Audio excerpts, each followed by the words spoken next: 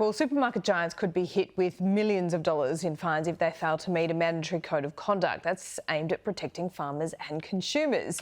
It's just one of the recommendations of an interim review led by the former Labor Minister and Craig Emerson, who's also rejected any kind of forced breakup of supermarkets like Coles and Woolworths. So is this enough to address the competition and market power issues? Joining us now is the Nationals leader, David Littleproud.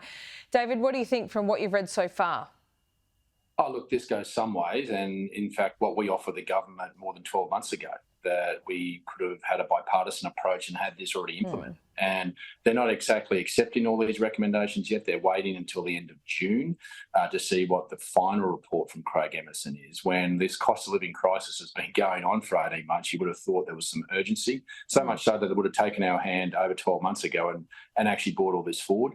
But I think it's also a little concerning for Craig Emerson to rule out things like divestiture powers when you haven't had the ACCC review come back, another review that the government instituted, and one in which the Prime Minister said he's prepared to give the ACCC any power they saw fit. And then only last week at COSBOA conference, you hear the chair of the ACCC, Gina Cass-Gottlieb, saying that effectively it would be good to have in the toolbox.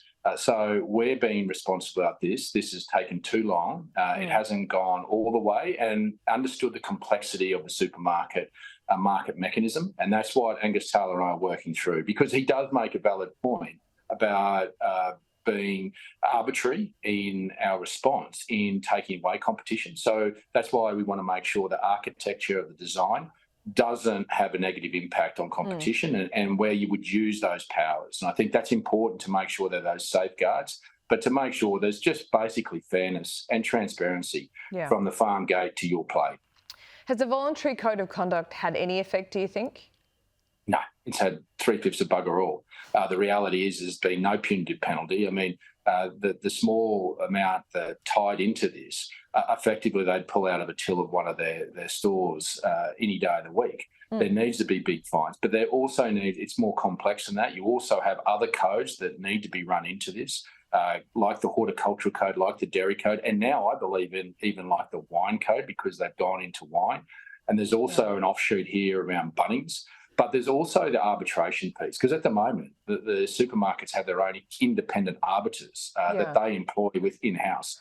So there's a complex piece here, but it fails to look at things like land banking, which does take away the competition that where you could actually focus in on making sure there is fairness so that smaller players can take up or come in and compete. And that's the challenge that I think this report fails to actually look at in what it's put forward. But there are some good suggestions. Many of those we had bipartisan support over 12 months ago. Why didn't we just do it? And that's why I said to the government then, let's go ahead and do those parts, and then let's explore with the ACCC further powers that they may require.